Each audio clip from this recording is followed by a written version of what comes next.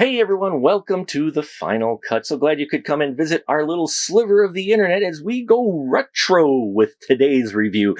Yes, we are looking at Evil Everywhere from director Mikey Mortini, who gives us the story of a killer who starts off and off people from their high school in alphabetical order. Basically, the killer takes the yearbook, starts with the A's, and goes through. Well, that killer is stopped by a Zeke and his friend, who she has special powers to help trap this evil and eliminate it, or so they thought. 2 years later, the killings have started again, but there's a different pattern.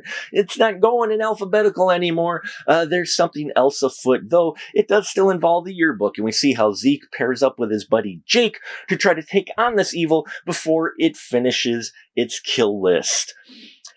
This film really captured the 80s spirit. Now, I know the retro horror genre has been really beaten to death, and it's usually done incorrectly, but here I think they really tried hard to put forth the effort to capture that straight-to-video horror films, kind of that shot-on-video type of stuff, and I think they accomplished that for the most part here, especially with the look. Now, the look and the feel, the props, the clothing, and all of that did feel like it was from the 80s period. They captured that very well visually. Most of the special effects feel from that time as well, except for a couple. There's one scene in here involving flying sticks that felt a little bit more modern. You can kind of tell where they used a bit of digital enhancements on it. But other than that, it really visually captures that spirit, and it feels retro. You know, they did well with that, including some of the film grain, not overly using it, but just enough to give it that old feel to it. And yeah, I thought the cinematography in that, it really captured the spirit of the 80s films. The audio is a little bit clearer than you want it.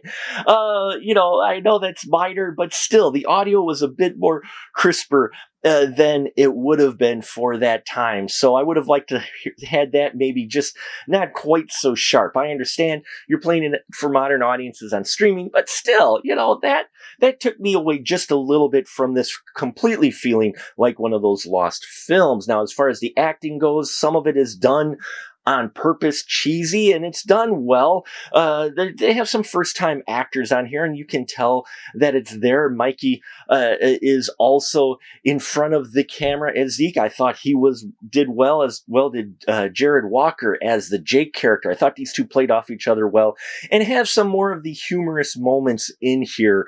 The side cast fares well with their line delivery in that, and it is fitting for this film of this type, but even with that, not all 80s retro micro-budget films like this had really horrible acting. So there's that to take into account, but still, I enjoyed it. There were some editing choices that were done in here that I wish they would have changed, that were a little bit, made things, as far as the timeline goes, a little bit confusing.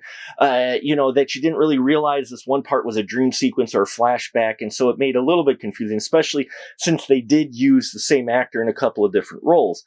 Overall, though, if you're a retro 80s fan who likes this type of indie cinema and films from this genre, it's not so gonzo like, say, Psycho Gorman, but at the same time, it does have that spirit, and I think it is one of the better ones to do that has been done, especially with the budget that they had. It apparently was shot over a couple of years, and you can kind of feel that, but still, they made it.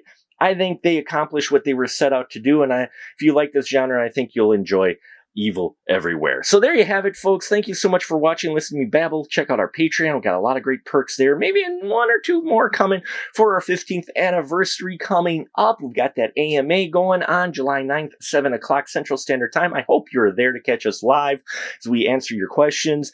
And thank you, as always, for your support. Until next time, remember, keep that ticket stub.